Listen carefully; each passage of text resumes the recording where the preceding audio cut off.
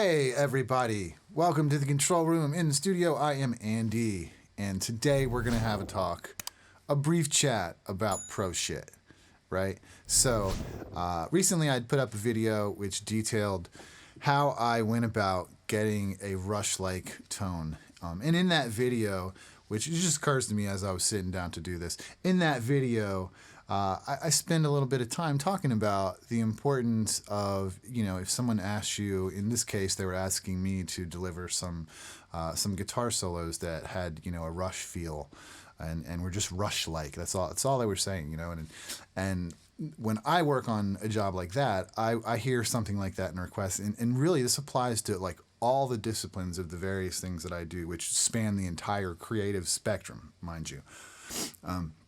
When I get a request like that, the first thing I do is I don't do anything. I sit back, relax, think about it, digest it, and if there's a way to research it, to really get the vibe of whatever that thing is into me while I'm starting to think about it, that's how I want to approach it. And in this case, that was a lot of Rush. Listening to a lot of Rush, going and checking out all kinds of video, and like rig rundowns on YouTube. So you can, because all this stuff is out there, and I was able to really easily get so much information about the subject that I was interested in, that I was asked to deliver upon, and so it occurs to me as I was sitting down today to have this little discussion here, that's some pro shit. There's a good example, that's some pro shit. That's why those particular guys always, keep calling and keep coming back job after job. Part of that is, the actual product, and we're talking in that respect, a pro shit kind of a approach to making the product.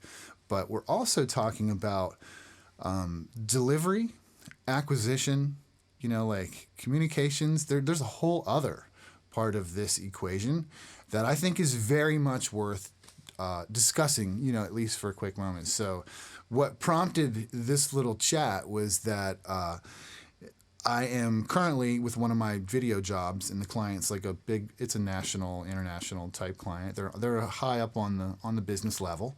And this job is through an agency that then represents them, So this is pro shit. And so on this spot, I was asked to recruit some more voiceover talent. I reached out to a bunch of friends first that I knew had gear and could pull it off, had good, were smart people. And it's funny, all of them, we're talking about like 7 or 8 different people probably. All of them were super on point. Did exactly, I gave some minimal directions. And now, mind you, these are all people that I know and I consider to be kind of pro-humans. They already work in a similar fashion in the things that they do. A lot of them freelance entirely, anyways. And so that probably helped. But, the very minimal direction I gave in a little sample script, and they threw back, exactly what I asked for in a very timely manner with no fluff around it whatsoever. Just, what's that you say? Sure, I'm interested. Send me the thing. Get the thing. Okay, here's the thing. Let me know if that's not what you wanted. See ya. Minimal interactions, minimal discussions, nothing verbose. Only what's asked for. And I realize as I'm going through this now, so I put out a general call. They're looking for some more talent. They want to just hear, just throw some more samples. We don't need people to like read script samples from us or anything, like auditions, which is what we'd kind of done before. We just want to hear, a variety of voices, so we can hear different tones and inflections and things like this, and just different voices. So sure, no problem. I put out a general call to the public, and I've been for a couple days receiving, callbacks from all these different people from all over, and some professional, some not. And so it occurs to me as I was just kind of going through this with one cat just a little while ago,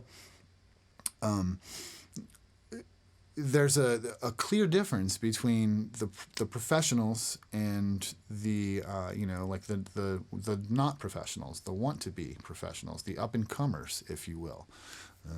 And I'm pretty sure in that mix, I know specifically of one or two that are definitely in young, very start of their professional career, like young 20s at most, and but they have great looking websites. They have a reel right up front and center, and they present themselves in a way that that professionals do. And so that's where I'm going with this, I guess, is that it's clear to me when I'm recruiting talent, and this advice goes for anybody looking to get a talent type gig, or to get a freelance type gig, or any of that kind of stuff, where the thing that you want is not a given. You have to put your name in the hat, or your hat in the ring, or whatever the stupid cliches are.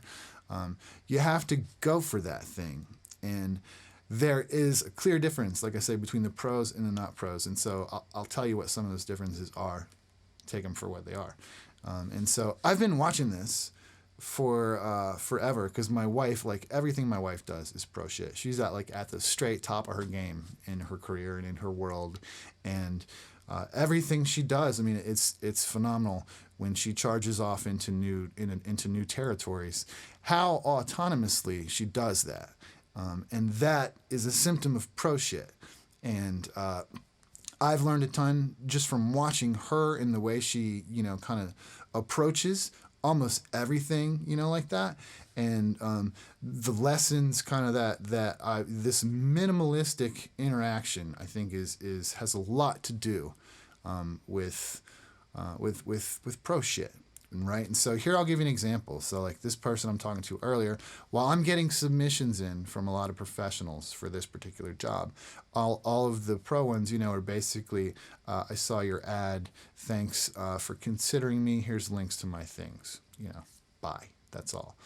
Whereas the submissions that I get that aren't professionals come with a lot of questions. We don't always have a website, and that's not even required. But if the ad says samples needed. We need samples is the only thing really. The ad says clients national samples, send samples. And they start questioning what type of samples, or where can I give you samples from, or, what kind of this and that. And what if I sent you like a YouTube link to the thing, and they getting into conversation. And the last thing that I want to do is have a conversation with strangers today while I'm busy doing other things, and I've got, all these different submissions are coming in. And frankly, here's, 15 that are all pro and have links, to websites and reels. And here's, these 5 that, don't really have that, and come with a lot of, questions, and there's all sorts of work involved for me here. There's no work for me involved here. I just, oh, cool, link, nice, boom, boom. I'll look at it. The thing to know is, like, we're going to look at it.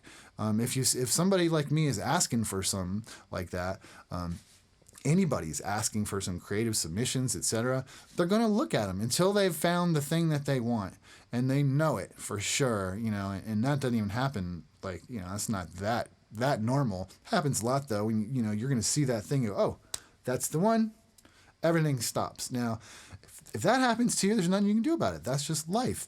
If they've found the one that they want before they've got to yours, there's just nothing you can do about that. Chances are they're not going to see yours, and it's not going to override, the love that they just discovered on whatever the one before that was. That's just life. But up until then, you don't want to alienate yourself, and so my advice in achieving a pro shit level on any of these things, which has worked for me stellarly over the years, and everybody else, like I've seen a lot of other people, have a lot of success as well, and I definitely notice this in successful people that I work with, is keep things minimal. Keep your interactions minimal. Deliver what was asked for and no more, in such a request. And if it's possible, look around and see what other, in the case of voiceover actors, you can totally just Google voiceover actors, look around, research, see how the pros do it. If that's the thing that you want to do, imitate the pros until you're a pro.